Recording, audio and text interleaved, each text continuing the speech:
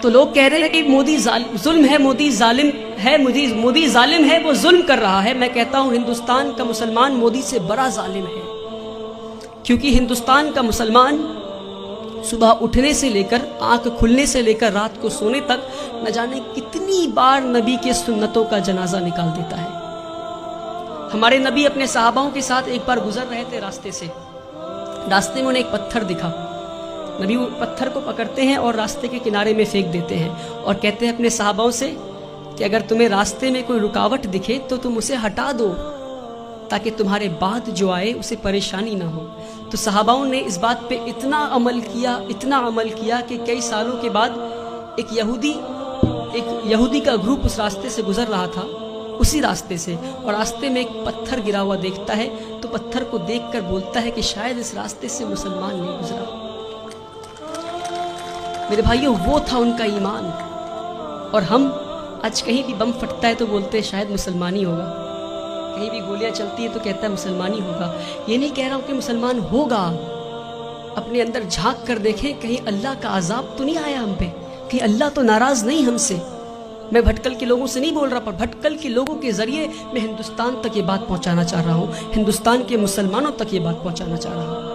ایک بار ہمارے نبی صلی اللہ علیہ وسلم راستے سے گزر رہے تھے، ایک بوڑھی عورت کو دیکھتے ہیں، وہ اپنے سامان کو لے کر کھڑی تھی، تو مزدور کا انتظار کر رہی تھی وہ۔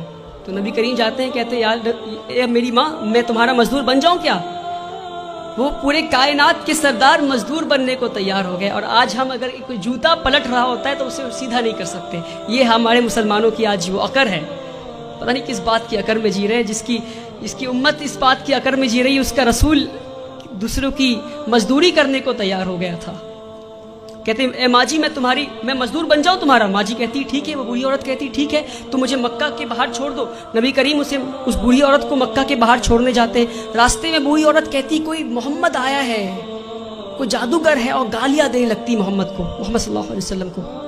نبی کریم پیار سے شانتی سے مسکراتے ہوئے ان کی بات سنتے ہیں، مکہ کے باہر لے جا کر چھوڑ دیتے ہیں۔ اور جب واپس ہو رہے ہوتے ہیں تو بوڑھی عورت پوچھتی ہے ارے بیٹا تو نے میری مزدوری کی ہے، مزدوری تو لے جا۔ کہتے نہیں رہنے دو ماں۔ تو کہتے اچھا اپنا نام تو بتا جا۔ تو کہتے میرا نام محمد ہے، وہی محمد جسے تو گالی دے رہی تھی۔ میرے پیارے بھائیوں، ہم اس نبی کی امت ہے، اس بات کو نہ بھولیں۔ ہمارے نبی سے زیادہ بڑا مثال سیکولرزم کا اس دنیا میں نہیں ہے،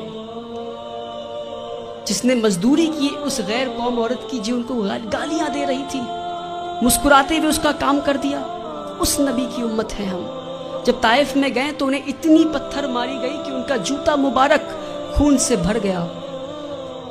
تو جبرائیل امین نیچے آتے ہیں اور کہتے ہیں کہ اے نبی آپ کہیے تو ہم طائف ایک ویلی میں تھا، تو دو پہاڑ کے بیچ میں طائف والے لوگوں کو ہم کچل دیں گے۔